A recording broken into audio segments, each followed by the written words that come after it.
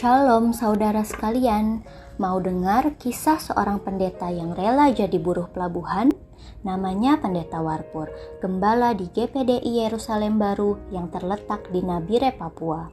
Uang dari upahnya dia cicil untuk renovasi bangunan gereja.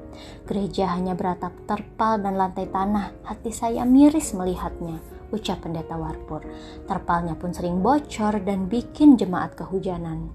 Para jemaat pun sudah memberikan persembahan rutin, tapi mereka hanya petani kecil yang punya tanggung jawab anak dan istri di rumah.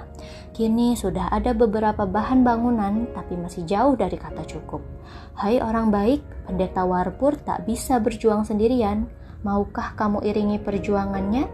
Mari berbagi berkat untuk pembangunan gereja pelosok melalui kitabisa.com/pendetawar.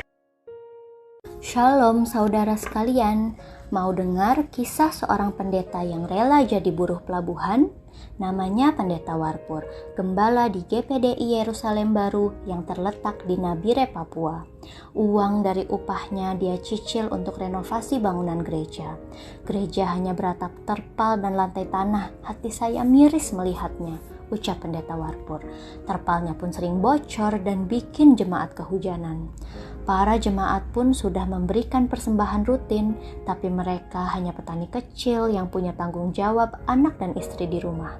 Kini sudah ada beberapa bahan bangunan, tapi masih jauh dari kata cukup. Hai orang baik, Pendeta Warpur tak bisa berjuang sendirian. Maukah kamu iringi perjuangannya? Mari berbagi berkat untuk pembangunan gereja pelosok melalui kitabisa.com/pendetawar. Shalom saudara sekalian, mau dengar kisah seorang pendeta yang rela jadi buruh pelabuhan?